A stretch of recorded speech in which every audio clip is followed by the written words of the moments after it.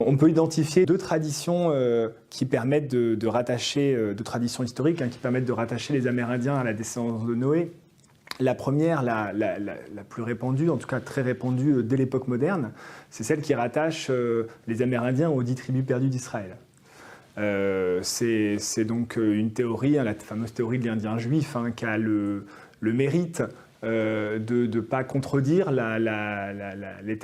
thèses monogénistes au sein du christianisme, mais qui a l'inconvénient de poser la question comment ils sont arrivés là-bas, comment ils sont arrivés aux Amériques.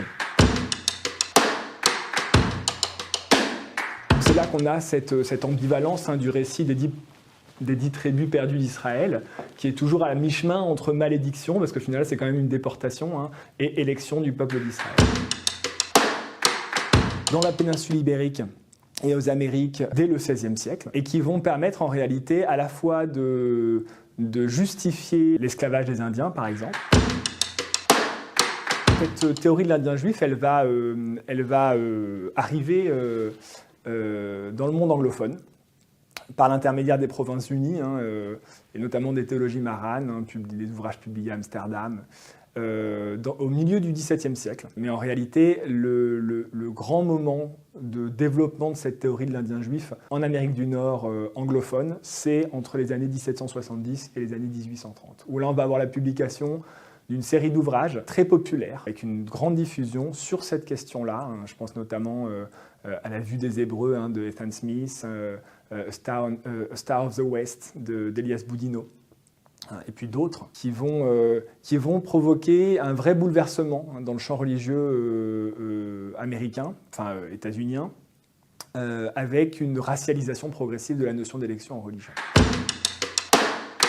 L'un des exemples clairs de ça, c'est l'usage qui va en être fait dans le livre des Mormons, The Book of Mormon, donc Joseph Smith, la publication est de 1830, et dans lequel les Lamanites, desquels sont censés être issus les Amérindiens, eh bien, sont supposés être des descendants de la tribu de Manassé, enfin, voilà, donc une des 10 tribus perdues d'Israël. Il y a une deuxième tradition qui est moins importante, qui est moins connue, qui va se développer plus tard au XIXe siècle, et en particulier dans les milieux religieux afro-américains, et qui va tenter de rattacher ces Amérindiens à la descendance de Cham. Alors pourquoi elle se développe cette théorie? Tout simplement parce que les Afro-Américains, dans certains milieux religieux, notamment le méthodisme afro-américain, ils vont chercher à associer sous la descendance de Cham tout ce qu'ils vont appeler les darker races, c'est-à-dire à la fois les Afro-Américains, mais aussi les Indiens, dans une sorte de lutte commune contre l'oppression des Blancs.